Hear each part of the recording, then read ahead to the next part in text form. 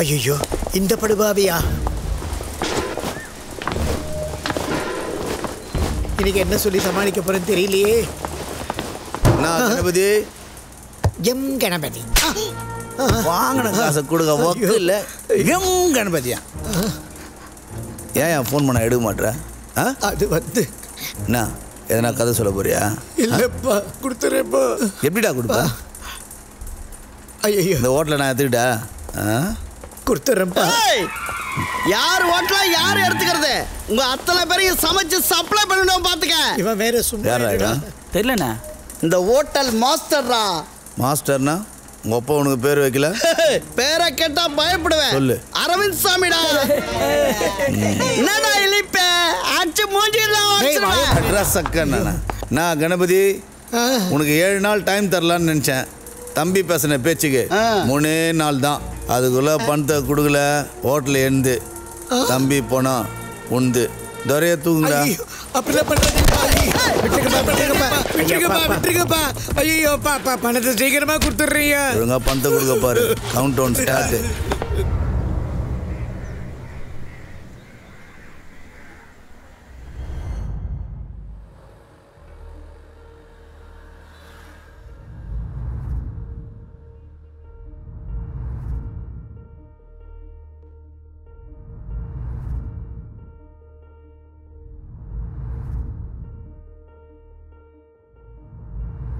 என் பொண்டாட்டி மருத்துவ செலவுக்காக அவங்கிட்ட 10 லட்சம் ரூபாய் கடன் வாங்கினப்பா.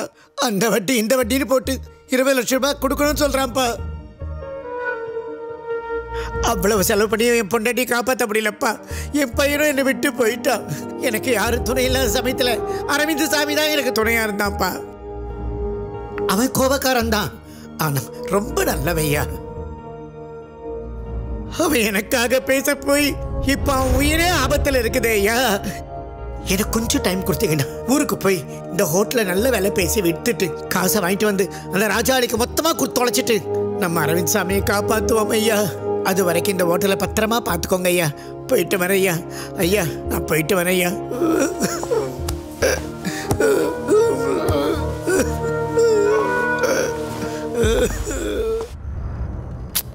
அரவிந்த் சார் மேலே எனக்கு காண்டு தான். ஆனால் அந்த ஆளுக்கு ஒரு பிரச்சனைன்னு வரும்போது மனசில் ஒரு மாதிரியா இருக்குடா. He is a worst cook but a good soul. ஆனால் அவரை காப்பாற்றணுன்னா இந்த ஹோட்டலை வித்தே ஆகணும்னு சொல்லிட்டு முதலாளி நினைக்கிறாரு. நாம் என்ன பண்ண போகிறோம் தெரியல.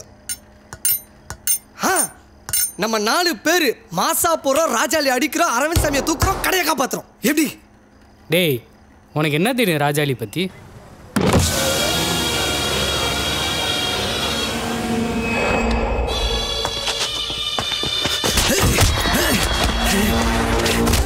ஸ்டேஷன்ல வந்து உன் ரவுடிசத்தை காணிக்கிறியா? தப்பு பண்ற ராஜாளி. காக்கிக்கு சூடு ஏறுது. துட்டு வாங்கினல, வாங்கும் போது இருந்த பயம் கொடுக்கும் போது இல்லையா? ஏதோ புள்ளிங்க வந்து கேட்டா மிரட்டுறியாம? கொஞ்சம் பண பிரச்சனைனா பொன்னாடி பக்கத்துல வார்த்தையை பார்த்து பேசு ராஜாளி. என்ன மிரட்டி பாக்குறியா? நான் போலீஸ் தெரியும்ல. அண்ணன் போலீஸாண்டா. ஏன்டா மிரட்டுறான்? இல்லண்ணா இப்போதான் மிரட்ட போறேன் பாக்குறியா? தப்பு பண்ற.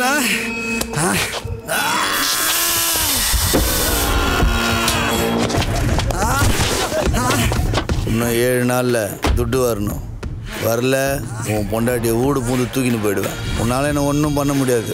உன்னால் மட்டும் இல்லை, எவனாலையும் என்ன ஒன்றும் பண்ண முடியாது. எடுறா வண்டிய. கொஞ்ச நாளில் அந்த எஸ்ஐ தற்கொலைன்னு பேப்பரில் நியூஸ் வந்துச்சு. ஆனால் அது கொலை. ராஜாளி தான் சொன்ன டைமுக்குள்ளே காசு வராததுனால அந்த எஸ்ஐயை கொண்டுட்டான். அந்த போலீஸ்காரன் மட்டும் இல்லை, இவனை மாதிரி காசு தராத நிறைய பேரை அவன் கொடூரமாக கொண்டு இருக்கான். அதனால தான் சொல்கிறேன், அவங்ககிட்ட மோதுனா செஞ்சிருவான். அப்போ என்ன பண்ணுறது? காசு வேணும், எங்கே போவோம்? அதுவும் 20 லட்சம். அதுக்கு என்கிட்ட ஒரு ஐடியா இருக்குது. என்னது? அவனோட கருப்பு பணத்தை யாருக்கும் தெரியாமல் ஒரு இடத்துல பதுக்கி வச்சுருக்கான். அந்த இடம் எனக்கு தெரியும். உனக்கு எப்படி தெரியும்? நான் இங்கே வேலைக்கு சேர்றதுக்கு முன்னாடி அவன்கிட்ட தான் வேலை செஞ்சுக்கிட்டு இருந்தேன். டேய், அப்போ நீ உண்மையிலே ஐட்டங்காரன் தானா? பக்கா ஐட்டங்காரன்.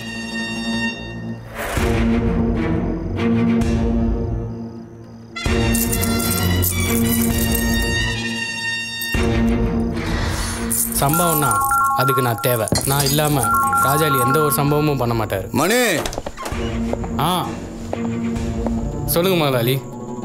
சம்பவத்துக்கு நேரம் ஆயிடுச்சு. சரி முதலாளி. கலர் ஊதா. ஊதா.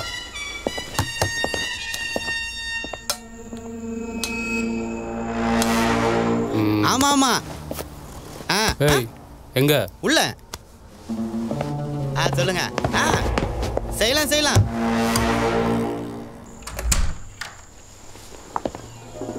முதலாளி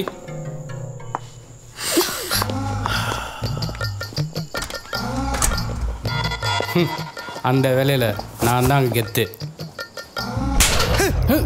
ஹேய் டீராச்சா நான் கூட இந்த ஐட்டக்காரன் நினைச்சேன். ஏஜென்ட்டா நீ? ஏய் ஐட்டத்தை கூட்டு வரணும். ஐட்டக்காரன் தான் போ. ஆமா உன் வேலை எப்படி போச்சு? அது அங்கே தரமான சம்பவம் ஒன்று செஞ்சேன். சம்பவம்னா வாயை வச்சிருவேன். பாஸு இவன் இப்படி கை நீட்டிகிட்டே இருந்தானா நான் சொல்ல மாட்டேன் பாஸு. ஆமா உன் வேலை எப்படியா போச்சு? அது சுமாரிடா மணி, நீ பணம் எங்க இருக்குன்னு சொல்லு. எப்பயும் போல் ஒரு நாள் நைட்டு நாங்கள் சம்பவத்துக்காக லாட்ஜுக்கு போனோம். அண்ணே வணக்கண்ணே. வணக்கம் நீயே வச்சுக்கோ. அப்போ அவன் ஃபோனுக்கு ஒரு அலர்ட் மெசேஜ் வந்துச்சு. அதை பார்த்துட்டு பதறி போய் நான் காரில் இருக்கிறது கூட தெரியாமல் பரபரப்பாக கார் எடுத்தான். அந்த கார் நேராக ஒரு கவர்மெண்ட் ஹாஸ்பிட்டலுக்கு போச்சு. கார்லேருந்து இறங்கி அவன் பரபரப்பாக மார்ச்சரிக்குள்ளே போனான்.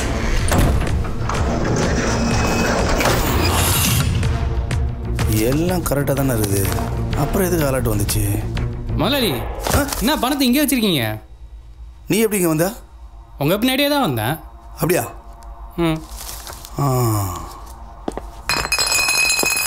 ஓ அந்த பீர் பாட்டில் எடுத்துன்னு வா. சரிங்க முதலாளி.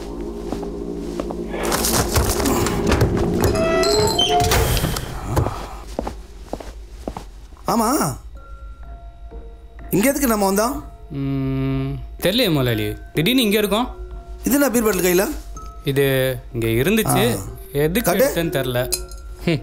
எப்பயும் போல் என்னை டைவர்ட் பண்ணி கூட்டிகிட்டு போயிட்டான். அந்த பணத்தை எடுத்தா அரவிந்த் சாமியையும் ஹோட்டலையும் காப்பாற்றிடலாம்.